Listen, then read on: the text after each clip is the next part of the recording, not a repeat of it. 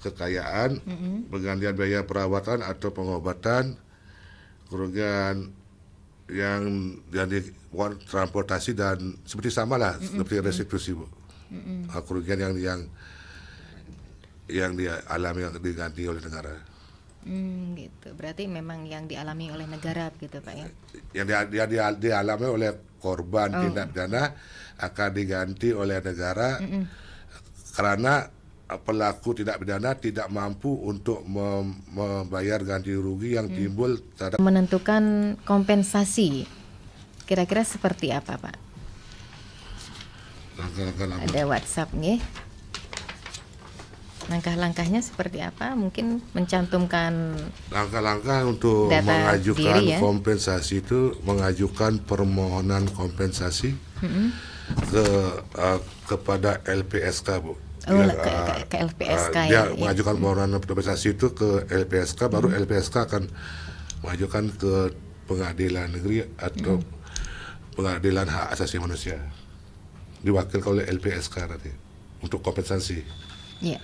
Kira-kira kita sendiri melengkapi apa datanya Bapak? Kalau Pendataannya. data-data itu cuma yang mengetahui LPSK syarat-syarat untuk mengajukan mengajukan kompensasi itu hanya LPSK yang tahu syarat itu. Oke. Ya, mohon maaf Bapak sudah berdering di 24644, jadi kita sapa penelpon ya. Selamat siang. Selamat siang, RRI Pusat. Iya betul sekali Papa Dimas, ada pantun sebelum ke poinnya. Ke Taman Kota naik mobil kijang, waktu siang waktunya. Waspada perdagangan orang, jangan kasih ruang pelakunya. Begini Pak, narasumber siapa? Dengan Pak Wayan Eka Satria SH sebagai hakim di Pengadilan Negeri Singaraja. Selamat pagi Bapak. Selamat pagi Pak. Saya nimbrung sedikit Pak. Iya. Semua memberikan hadiah sebagai masyarakat. Marilah kita sebagai masyarakat artinya waspada dan jeli. Apa itu artinya dengan iming-iming, artinya dengan umpamanya kita dapat gaji besar atau sebagainya. Kita berpikir positif, berpikir secara akal. Kalau sudah artinya itu ya tidak masuk akal, janganlah kita artinya ya memberikan artinya ruang untuk pelaku-pelakunya. Karena apa? Kemarin Pak, ini tapi saya kan kurang tahu ya. Menurut teman-teman saya itu di kemarin juga ada seorang itu kenalannya dia ngajak anak kecil Pak. Sekarang anak itu sudah dewasa Pak. Tapi sekarang katanya itu kan artinya di mana dia dapat anak? Masalahnya Pak. Begitulah makanya kita sebagai masyarakat tetap berhati-hati dan tetap waspada dan jeli dengan seperti apa yang Bapak sampaikan. Hanya itu. Ya, Papa Dimas, mohon maaf, izin bertanya. Ini pengalamannya tetangganya atau siapa gitu ya? Sampai Papa Dimas tahu datanya. Oh gitu. Iya. Itu ada katanya temannya itu pinjam uang gitu. Anaknya itu katanya itu. Bentar nanti saya kesini. Tapi sekarang katanya itu, tapi anaknya itu sekarang udah besar ya. Kejadiannya seperti itu. Anaknya siapa itu? Kalau anaknya sendiri masa dia tegakan gitu. Ya itu, terima kasih. Ya, terima kasih Papa Dimas. Ada laporan kah Pak Hakim sampai saat ini? Laporan itu punya wewenang penyidik. Oh gitu nggih. Kita hanya di pengadilan kita hanya menerima berkas-berkas yang sudah lengkap dan diajukan ke pengadilan, kita baru akan mempersidangkan di pengadilan Bu. Kalau masalah orangnya itu masalah penyidik yang punya wewenang kan Bu. Iya. Tapi paling tidak Papa Dimas juga berharap gitu, kita sebagai masyarakat ya siapapun itu harus berhati-hati, jangan gampang diiming-imingi oleh hal-hal yang tidak masuk akal gitu ya. Ya. Bagaimana Pak Hakim komentarnya terkait hal itu? Ya mungkin ada semacam tips atau pesan kepada masyarakat supaya tidak terjebak. Kalau pesan sih kita sekarang sih harus memang kejahatan semakin hari semakin modus semakin banyak mungkin. Kita harus waspada lah kepada setiap orang yang, apalagi orang yang kita baru kenal, apa itu kita harus waspada kepada orang biar tidak terjadilah seperti yang tadi Bapak Dimas sampaikan itu. Sebagai itu saran saya, Bu. Harus waspada gitu Iya. ya. Oke, dan juga lebih berhati-hati dengan orang yang tidak kita kenal terutama ya. Selamat siang. Halo. Ya, sayang sekali terputus. Bisa dicoba kembali atau disambung ulang untuk Anda yang ingin beratensi, menyampaikan saran masukan ataupun mungkin punya pendapat seperti Papa Dimas tadi ya, berdasarkan pengalaman temannya ya, Pak Hakim ya. Iya. Kita juga bisa mengambil hikmahnya begitu ya dari hal-hal seperti itu. Selamat siang. Halo. Selamat siang. Iya, Ibu nyaman di Tajun, Ibu? Oke, Oke, silakan. ya, selamat siang Bapak, yang mulia Bapak Hakim Iya, ya. selamat siang. Selamat siang. Ini kan ada yang saya tanyakan Pak. Iya. Di zaman Kaliuga ini, zaman sekarang ini banyak sekali terjadi perselingkuhan Pak. Saya bertanya, seumpama saya punya suami selingkuh. Bagaimana Bu, kurang jelas suara Bu? Selingkuhannya itu terus minta uang sama suami saya, apa itu bisa dituntut Pak? Oh, selingkuhan suaminya terus minta uang gitu. Itu saya nggak bisa. Gimana, Pak Hakim? Kalau yang Ibu tanyakan tadi itu saya nggak bisa komentarin, Bu. Karena di sini kan saya yang memaparkan tentang Perma nomor 1 tahun 2022. Oke, kalau di luar topik di luar ya. topik saya nggak bisa komentar, Bu. Itu juga masalah keluarga. Baik, intinya diselesaikan dulu begitu ya, Iya, di intern di keluarga keluarga ya. dulu. Jangan sampai ke meja hijau Iya. ya. Apalagi ada laporan ke SPK di Polres ataupun kepolisian. Ya, kita masih menantikan atensi pendengar, mumpung masih ada slot waktu kurang lebih 5 menit ke depan. Selain di 24644 bisa ke WA Pro 1 di 081139999790. Tapi memang yang namanya Pengadilan Negeri Singaraja menerimakah, menangani Pak hal-hal jikalau sudah sampai di persidangan, jika Apa ada maksudnya menangani restitusi ini? di luar topik ini kan restitusi dan kompensasi, contohnya kayak perselingkuhan, terus kayak KDRT atau apa begitu. Kalau di pengadilan kalau sudah semuanya ada pengajuan kayak pidana, berkas masuk ke pengadilan, itu pengadilan wajib untuk memeriksa perkara itu. Kalau juga bisa itu bisa perselingkuhan atau bisa persinahan juga gitu kan. Kalau perceraian kan ada mengajukan permohonan pengajuan gugatan cerai ke pengadilan, itu pengadilan pasti akan memeriksa perkara itu. Berarti tetap ditangani begitu Pak ya. Ditangani, Iya, tetap. tadi juga pertanyaannya Bu Nyoman seperti itu ya, walaupun di luar topik tapi memang selagi ataupun memang ada laporan begitu Pak ya, tetap ditangani dari Pengadilan Negeri Singaraja.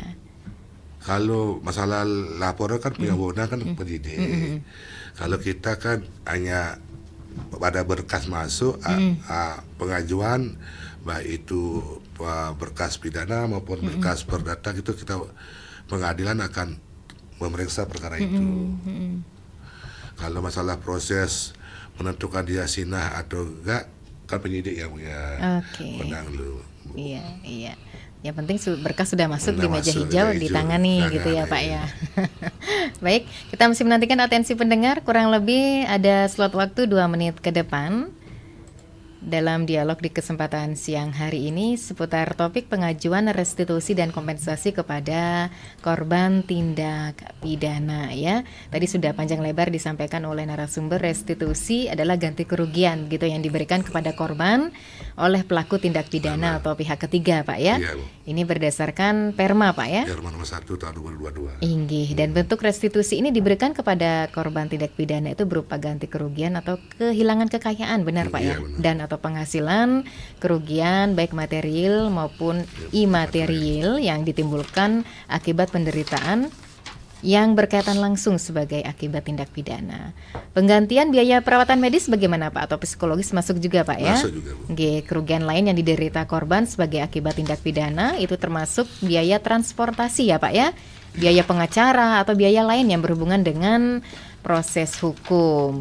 Dan kompensasinya pendengar ini ganti kerugian yang diberikan oleh negara karena pelaku tindak pidana tidak mampu ya memberikan ganti kerugian sepenuhnya yang menjadi tanggung jawab, dan korban tindak pidana pelanggaran hak asasi manusia yang berat dan tindak pidana terorisme ini berhak memperoleh kompensasi Iya benar. berupa gitu ya Pak ya, ganti kerugian atau kehilangan kekayaan dan atau penghasilan ya Pak, ganti kerugian yang ditimbulkan akibat penderitaan yang berkaitan langsung sebagai akibat tindak pidana termasuk luka atau kematian ya Pak Iya. Hakim ya.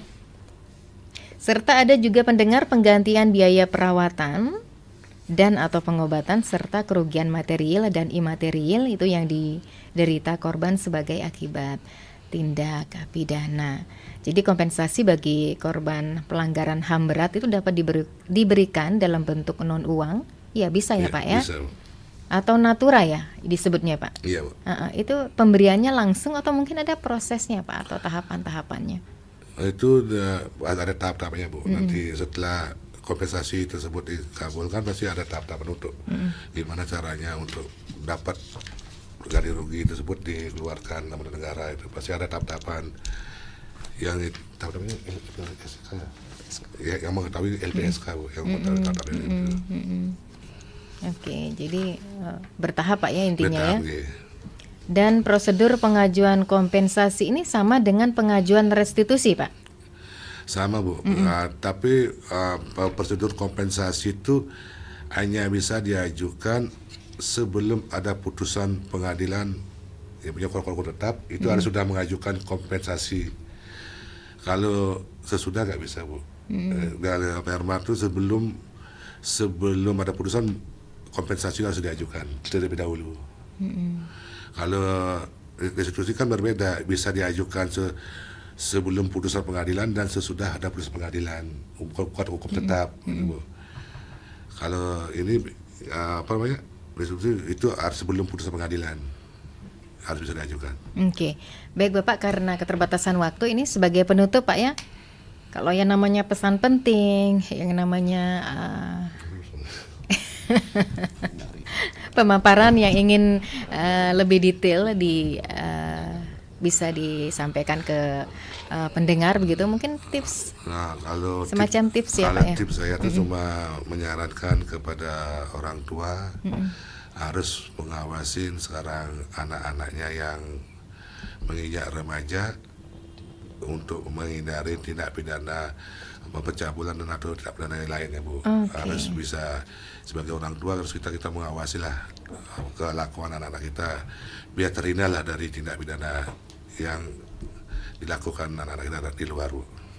Memang baru-baru ini seperti itu ya, Banyak, pemberitaannya Pak. banyak Iya, ya Pak ya. anak-anak beritanya. Miris sekali, dan itu pun juga pelakunya yang Iya, banyak anak-anak juga pelakunya orang tua ya, orang banyak. keluarga terdekat terdekat gitu ya. banyak. Itu yang menjadi istilahnya perhatian Iya. kita bersama gitu Pak ya. Jadi lebih pengawasan, controlling gitu ya Pak ya. Harus orang tua harus lebih melakukan Lebih pengawasan, ketat ya Pak ya. pengawasan, Bu. Betul.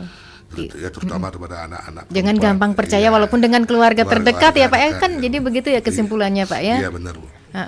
Oke, baik, terima kasih Bapak Wayan Eka Satria SH sebagai hakim di Pengadilan Negeri Singaraja sudah sharing seputar topiknya pengajuan restitusi dan kompensasi kepada korban tindak pidana ya. Terima kasih, Bu. Oke, yang sudah mendampingi juga kami ucapkan terima kasih. Selamat beraktivitas kembali Bapak. Iya. Salam sehat selalu.